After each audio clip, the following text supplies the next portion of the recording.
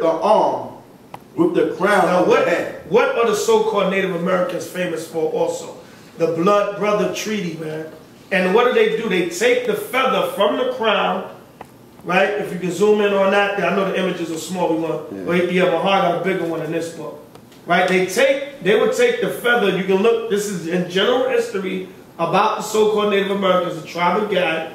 They take the feather, the crown, they would make their crowns out of different feathers. This was also why the Most High allowed the so-called white man to use the turkey as a Thanksgiving bird, because a lot of times they would use the turkey feathers to make their crowns.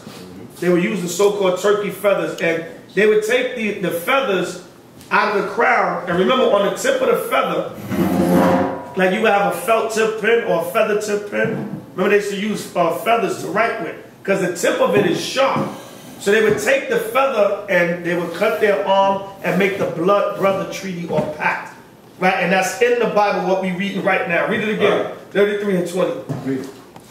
Deuteronomy 33 and 20. Read. And of Gad he said, blessed be he that enlargeth Gad. Read. He dwelleth as a lion, and teareth the arm with the crown of the head. Right. What is that talking about? Taking, I'm going to show a better picture here. Here's Crazy Horse. Right? A Gadite leader that gave the so-called white man hell. Right. And Crazy Horse got what? A feather in his head. Right? He just got, one feather representing his crown. Right? And they would take the feather out their head and they would cut their arm and make the blood brother treaty or pact. And that's inscribed. They teareth the arm with the crown of the head. Right? So the so-called Native Americans are Israelites, man. They're the tribe of Gad of the nation of Israel. There's another brother with a crown. Right? That's Red Cloud, another great so-called Gadite warrior. He's been, well, look at this one right here. Here's Chief Joseph. He was talking about, right? Yeah, look, this Chief Joseph right here. Right? They mentioned a Little Bighorn. These were all great Gadite leaders. I'm gonna name some other ones out of this dictionary I got to. There's Chief Joseph right there. Fierce Gadite warriors, man. Right? And what does it say? Final victories, final defeats. These men fought to the death, man. Right? So you see the crown thereof. And also right here, if you can zoom in on that right there, this is one of Chief Joseph's shirts. And what does the shirt have on it? Fringes hanging. And we're going to get into the fringes. We know that's in the law. But they got the fringes hanging on Chief Joseph's shirt. I mean, Crazy Horse's shirt. So now we see shields of David, fringes, right? Blood brother packs. Right. Look like the Gadites are Israelites to me. Right? So-called Native Americans, right? So read on. We want to show something. Like painting their faces like the brother said earlier. Go ahead, bring it out. Look at that. Look at them painting their faces. Can you film? Can you get a close up of this, brother? Right? See the North America? See our brothers right here painting their faces? Right? Looking scary as hell too. Right? Looking like they're ready to do some damage, man. And Gad was tall. Right. Gad is tall, man. They're not this short, man. Like they be trying to show, man. Trying to act like they, these damn Asians is like 4 feet tall, man. Gad is tall, man. What the hell are you talking about, man? Okay? We're talking about the ones y'all put in the damn movies. Right? Alright. So since, like we talked about, he dwelleth as a lion, which meant he was a mighty warrior. I'm going to read this caption right here about Crazy Horse. This is page 85, I believe it is. Right? It says, Crazy Horse's shirt, an artifact of Crazy Horse's shirt. Warrior Chief Crazy Horse was known by his fellow Sioux as a shirt wearer, a term denoting his status as a leader in battle. Born around 1840, he was present when Sioux braves killed 29 U.S. soldiers in the Grattan Massacre of 1854. With Sitting Bull left, he was a leader of the Sioux in the Indian victory at the Little Bighorn 22 years later. His shirt adorned with human hair is on display at the National Museum of the American Indian in Washington. Right, so showing you they were killing and slaughtering U.S. soldiers and fighting them in battle because they were dwelling like lions, like fierce lion-like warriors. And we're going to read that one later also, like the brother said, in 1 Chronicles. So read on in Deuteronomy 33 and 21. Deuteronomy, you got that? Yeah, I got it. Read it. Deuteronomy chapter 33, verse 21.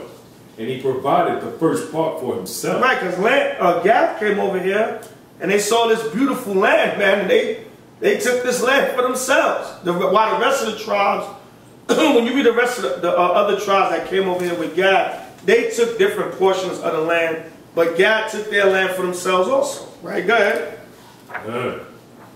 Because there, in a portion of the lawgiver, was he seated. Was he what? Was he seated. So now I need history of the American Indian. But I need that book. I got to bring out a point on that verse right there. That precept you read right there. So now, Mahar, elaborate on something. I'm going to find this page in here.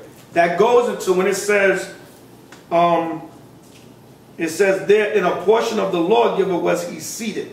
Now we're going to get something out of this book that explains that. Right? History of the American Indian. Great book. Excellent book. Right? Going into the history of the so-called Native American. This book single-handedly proves that the tribe of Gad are the so-called Native American Indians, and they are Hebrew Israelites. Now read that part again, Razawan. Good. And he provided the first part for himself. Come on. Because there, in a portion of the lawgiver, was he seated. Right. When a portion of the lawgiver was he seated. Now, who were the lawgivers of the Most High? The Mosaic law was given to Moses, and it was given to the Levites to teach to the rest of the nation of Israel.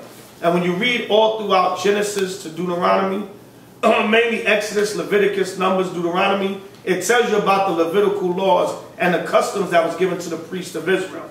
But this book is going to tell you how the tribe of Gad, when they came over here to America, they were emulating the Levites and the Mosaic customs and rituals back from ancient Israel. This is History of the American Indian by James Adair. I'm going to read page 88 and page 84. Right? And it says, the Mosaic ceremonial institutions are acknowledged by our best writers to represent the Messiah. They understood. The tribe of Gad understood the Messiah. Right? Get St. John 10:16 real quick. St. John chapter 10 verse 16. So the tribe of Gad, the Native Americans are Israelites, man. Yeah. The Reubenite Seminole Indians are Israelites, man. Stop the madness. You got all these wild videos on YouTube. Those are not our people. Right? Those are Asians. Those people. And how can those people with slanted eyes and straight hair be our people? But we're going to show you images of Tara black Indians. Right? That don't have no chinky eyes and straight hair. Right? We're going to show you images of them in this book and go into how they were fighting with Judah. They were putting Judah, they were putting Gadite clothing on Judites and setting them up as kings and warriors amongst them. Because they knew we were the same people. Right? So now, it says, give me St. John 10:16 real quick. St. John 10:16.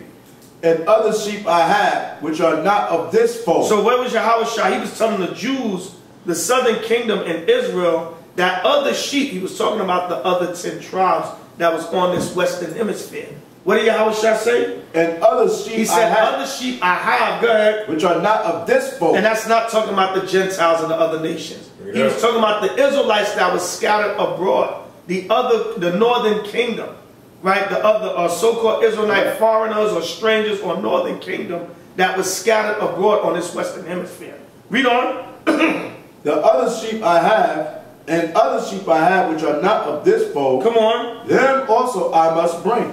Them what I what? And them also I must bring. That's why the so-called Native Americans, they understood about the Messiah. That's where you get the Book of Mormon from. So-called false prophet John Smith claimed the Book of Mormon was revealed to him one day and God called him to be a prophet of the Lord.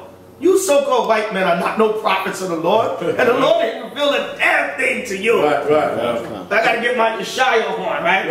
Ain't nothing been revealed to you. You ain't nothing but the devil that the Bible speaks of. Ain't nothing got revealed to you, Esau. Right? John Smith, the Book of Mormon was revealed to him. The Book of Mormon is the records of the tribe of Gad, of the Native Americans, when they was over here in America. And they spoke about the Messiah, the second coming.